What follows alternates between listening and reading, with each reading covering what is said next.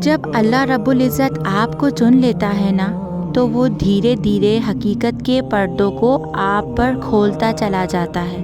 وہ امیدیں جو آپ نے انسانوں سے اپنی خواہشات کی وجہ سے لگائی ہوتی ہیں، ان سب کی حقیقت آپ کے سامنے واضح کر دیتا ہے۔ یہ دراصل ایک بہترین پیش رفت ہوتی ہے، اس کا کرم ہوتا ہے آپ پر۔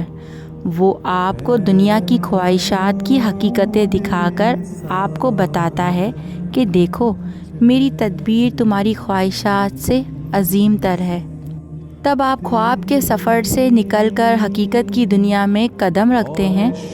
تب دھیرے دھیرے اس دنیا کی محبت اور اس کی تمام خواہشات آپ کے دل سے اترنے لگتی ہیں، اور اللہ کریم اپنی محبت کے راستے آپ پر کھول دیتا ہے۔ پاکیزگی کے اس عمل میں جو بھی اذیت یا محرومی آئے تو گھبرانا نہیں، مایوس نہیں ہونا۔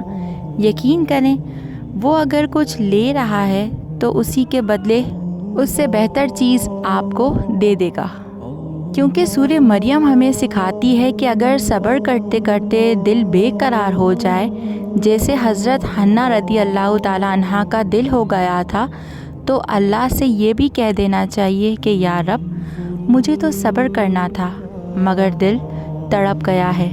سورہ مریم ہمیں سکھاتی ہے کہ کسی کے پاس اگر وہ نعمتیں موجود ہیں جو آپ کو اپنے لیے ناممکن لگتی ہیں تو اللہ سے مانگ لینا چاہیے، کیونکہ وہ تو سب ہی کا رب ہے۔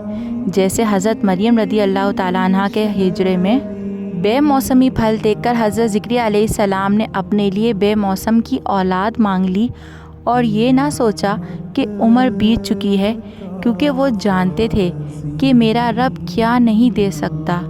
سورہ مریم ہمیں بتاتی ہے کہ دعائیں بھی زندگی بدل سکتی ہیں۔ اگر آج آپ کے ارد گرد مایوسی ہے، تنہائی ہے، اور آپ لوگوں کی چیزوں کو دیکھ کر بہت ہی زیادہ مایوس ہو چکے ہیں، اسے جیلسی نہیں کہیں گے، لیکن آپ کے دل میں یہ خواہش ہے کہ فلاں کے پاس یہ چیز ہے، کاش میرے پاس بھی ہوتی، تو آپ اپنے رب سے کیوں نہیں مانگتے؟ اگر وہ اسے دے سکتا ہے تو وہ آپ کو بھی دے سکتا ہے۔ وہ آپ کا بھی رب ہے، وہ آپ کو آپ کی ماں سے بھی 70 گنا زیادہ محبت کرتا ہے۔